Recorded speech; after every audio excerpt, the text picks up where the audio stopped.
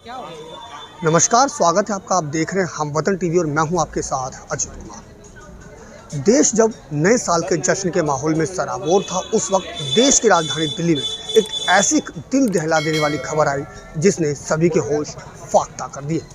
दरअसल पूरा मामला दिल्ली का है, जहां दिल्ली के कंझावला थाना इलाके से एक युवती का शव बरामद हुआ। शव ऐसी हालत में था जिसने हर किसी को सवाल में खड़े कर दिए। आपको बता दें कि ये घटना उस वक्त की है जब पूरी राजधानी दिल्ली में पुलिस के चाक चौबंद इंतजाम थे। उसके बावजूद इस तरह की घटना साफ तौर पर पुलिस की कार्यशैली पर भी सवालिया निशान खड़े कर रहा है। हालांकि पुलिस ने इस मामले में 5 लोगों को गिरफ्तार भी कर लिया है और वहीं पुलिस इसको सड़क दुर्घटना से जोड़ते हुए देख रही है। नए साल के आगमन के अवसर पर एक और जहां देश जश्न के माहौल में सराबोर था, वहीं दूसरी ओर देश की राजधानी दिल्ली में इंसानियत को शर्मसार करते हुए दिल दहला देने वाला मामला सामने आया है। दरअसल दिल्ली के कंझावला इलाके में नग्न अवस्था में एक युवती का शव मिला जिसने हर किसी के होश फाख्ता कर दिए। मिली जानकारी के अनुसार 31 दिसंबर और 1 जनवरी की रात की एक गाड़ी से स्कूटी सवार युवती काफ़ी दूर तक घिसटती हुई गई। इसके बाद युवती की लाश नग्न अवस्था में मिली। हालांकि पुलिस का कहना है कि यह मामला एक्सीडेंट का है, लेकिन क्योंकि महिला का शव नग्न हालात में मिला है, इसलिए पुलिस अलग अलग पहलुओं से भी पूरे मामले की जांच में जुटी हुई है। बाहरी जिले के डीसीपी के मुताबिक बाहरी दिल्ली पुलिस को सुबह तड़के सूचना मिली कि एक बलेनो गाड़ी में एक डेड बॉडी घसीटती हुई जा रही है। पुलिस टीम मौके पर पहुंची और गाड़ी की पहचान करने की कोशिश की गई। इस बीच पुलिस को सूचना मिली कि कंझावला में सड़क पर एक युवती का शव देखा गया है। क्राइम टीम को मौके पर बुलाया गया और फॉरेंसिक एविडेंस भी कलेक्ट किए गए। सुबह कंझावला पुलिस क्षेत्र में एक युवती की लाश का मामला दुखद है। इसमें पुलिस ने विभिन्न धाराओं में केस रजिस्टर किया है और अभी तक की जो तफ्तीश है, इन्वेस्टिगेशन के आधार पर 5 अभियुक्तों को गिरफ्तार किया है।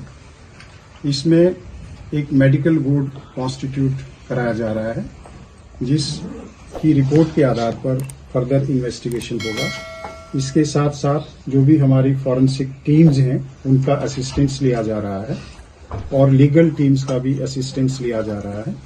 मल्टीपल टीम्स बना दी गई हैं जो इस केस को इन्वेस्टिगेट कर रहे हैं।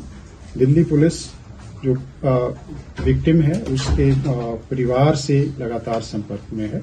जो भी इन्वेस्टिगेशन हो रहा है उसकी उनको पूरी जानकारी दी जा रही है। इसके अलावा जो 5 एक्यूज्ड हैं, इनकी 3 दिन की पुलिस कस्टडी मिली है, जो फर्दर इन्वेस्टिगेशन करेंगे। मेरे दिल्ली पुलिस से कुछ सवाल हैं कंझावला केस के बारे में।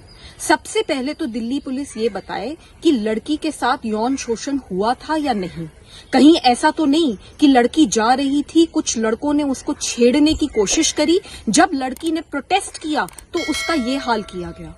दूसरा वो ये बताएं कि कितने किलोमीटर तक लड़की को घसीटा गया है। तीसरा मुझे ये बताएं कि क्या इतने किलोमीटर तक कोई पीसीआर वैन खड़ी नहीं थी, कोई चेक पोस्ट नहीं था जिन्होंने उन आदमियों को रोकने की कोशिश करी हो। चौथा वो ये बताएं कि क्या कार्यवाही करी गई, जैसे ही जब कॉल आई पहली पीसीआर के ऊपर तो क्या एक्शन लिया गया, उस गाड़ी को ढूंढने के लिए, उस गाड़ी तक पहुंचने के लिए दिल्ली पुलिस ने क्या क्या कार्यवाही करी। पांचवा वो ये बताएं कि ये जो लोग अरेस्ट हुए हैं क्या इनके ऊपर पहले भी कोई मुकदमे चल रहे थे। ये सारे के सारे सवाल बहुत जरूरी हैं जो दिल्ली पुलिस को हमने समन्स इशू करे हैं, उनको हमारे सामने पेश होना है और इन सब सवालों का मुझे जवाब देना है। युवती की मौत के बाद अब परिजन अभी तक ये नहीं समझ पा रहे हैं कि उनकी बेटी अब उनके बीच में नहीं है। परिवार अभी तक सदमे से बाहर नहीं निकल पाया है। परिजनों की माने तो मृतका अपने घर में इकलौती कमाने वाली थी, जिसके सहारे पूरा परिवार का गुजारा हो रहा था। अब मृतका के यूं अचानक मौत के बाद परिवार बेसहारा सा हो गया है। वहीं परिवार पुलिस के व्यवहार और उसकी कार्यशैली से भी नाखुश दिखाई दे रहा है और पुलिस प्रशासन पर भी लापरवाही का आरोप लगा रहा है। साथ ही परिजन पुलिस के दुर्घटना वाले बयान को एक सिरे से नकारते हुए युवती के साथ अनहोनी की भी आशंका जता रहा है, लेकिन पुलिस इस पूरे मामले में लीपापोती करने का प्रयास कर रही है। बेटी नू कह रही थी मैं मम्मी इवेंट पे जा रही हूँ, मेरा आज का काम है, मैं रात तक आ पाऊंगी। इवेंट का तो रात का ही काम होता है, शादी ब्याह क्या। अच्छा, आपको क्या लग रहा है क्या हुआ है? पुलिस इसे एक्सीडेंट बता रही है, आपको क्या लगता है? सर उसके साथ एक्सीडेंट भी हुआ है, गलत भी करा है उसके साथ, सब कुछ गलत भी करा सर। एक्सीडेंट से कपड़े फटते हैं, पहले भी उसका एक बार एक्सीडेंट हुआ है तो सारी घसड़ गई थी। अब के एक्सीडेंट में ना तो उसका शरीर हमें दिखाया जा रहा और एक भी कुछ तो कपड़ा मिलता। हादसा तो रात में हुआ था, हमें सुबह 11 बजे पता लगा कि ये लड़की एक्सपायर हो गई है। जब पुलिस वालों ने पहले छानबीन करी है, जिससे गाड़ी ट्रैक करी है कि उसके एड्रेस पे हमारी बहन को बताया है सुबह 8 बजे, हमारे को हमारे घर को पता लगा है 11 बजे। और लड़की आ रही थी कंजावला से, इवेंट करके कंजावला की साइड से। तो ये लड़के आ रहे थे आगे से। पुलिस वालों ने बताया है कि मुरथल से ये नशे की हालत में धुत थे, उन्होंने लड़की से ज़बरदस्ती करने की कोशिश पूरी करी है। और हमारे को शक है, पूरा डाउट है कि इसमें इन्होंने गलत काम करा है। और हम चाहते हैं कि इसके हमारे को न्याय पूरा मिलना चाहिए। और इसके छोटे छोटे भाई बहन हैं जिनका क्या होगा। इस संबंध में चश्मदीद कॉलर ने बताया कि उसने करीब 3:15 बजे अपनी आंखों से देखा, जिसके बाद उसने खुद पुलिस को सूचित किया। चश्मदीद के मुताबिक करीब 2 बार बोलेनो गाड़ी को यू टर्न लिया। इस बीच भी चश्मदीद ने पुलिस को कई बार फोन भी किया, बावजूद इसके पुलिस इस मामले में लापरवाही देखने को मिली। चश्मदीद के इस बयान से पुलिस की कार्यशैली पर भी कई सवाल खड़े होते दिखाई दे रहे हैं। 3:18 पे शॉप खोली थी मैंने, तब मैंने गाड़ी आती दिखाई दी कंजावला साइड से। गाड़ी से आवाज़ आ रही थी जैसे टायर फटने के बाद गाड़ी चलती है ना, आवाज़ करती हुई ऐसी। तो मेरा ध्यान गाड़ी की तरफ गया तो बलेनो गाड़ी थी ग्रे कलर की। और जिस टाइम वो मेरा ध्यान गया तब तक वो गाड़ी बिल्कुल मेरी दुकान के सामने आ चुकी थी। दुकान के सामने आने के बाद मैंने पूर्ण रूप से देखा उसके नीचे डेड बॉडी फंसी हुई थी। उस टाइम पहचान नहीं पा रहा वो जेंट्स है लेडीज़ है क्या है, लेकिन ये क्लियर था, बिल्कुल साफ दिखाई दे रहा था, अच्छी रोशनी थी दुकान के सामने कि डेड बॉडी नीचे फंसी हुई है। मैंने तभी इमरजेंसी कॉल किया 112 नंबर और बताया मैम से, मैम ऐसे ऐसे बात से कोई डेड बॉडी फंसी हुई है, बलेनो गाड़ी ग्रे कलर की और कुतुबगढ़ साइड जा रही है कंजावला से। तो तकरीबन 3-4 मिनट के बाद फिर किसी पीसीआर से फ़ोन आता मेरे पास, बोला भाई क्या बात है, आपने क्या देखा? मैं ऐसे देखा साहब, अरे यहाँ से इस साइड गाड़ी गई है और उसके नीचे कुछ था, मारे उसके नीचे कोई डेड बॉडी फंसी हुई है। तो यहाँ से तकरीबन वो 2-2.5 किलोमीटर आगे से यू टर्न करके लेगा जोनती गाँव से। 3:30 पे दोबारा गाड़ी यू टर्न करने के बाद मेरी दुकान के सामने से गुजर रही थी दूसरी साइड से। तो मैंने तभी फिर दोबारा जिस नंबर से कॉल आया था पीसीआर से, मैंने उसी को कॉल किया, माँ साहब ऐसे ऐसे गाड़ी दोबारा मेरी दुकान के सामने से गुजर रही है, वो कंजावला साइड जा रही है कुतुबगढ़ साइड से। तो मैं संपर्क में था ही प्रशासन की तो मैंने अपनी स्कूटी ली तो मैं उसके पीछे करने चल पड़ा। तो मैं तकरीबन 2-2.5 किलोमीटर आगे जाके राज सिंह मॉल है कंजावला से पहले, वहाँ से उसने फिर से यू टर्न ले लिया। डेड बॉडी तब भी उसके नीचे फंसी हुई थी। वहीं इस पूरे प्रकरण में सोमवार को दिल्ली के सुल्तानपुरी थाने में हाई वोल्टेज ड्रामा भी देखने को मिला, जहां ये मुद्दा एक राजनीतिक मंच भी बन गया।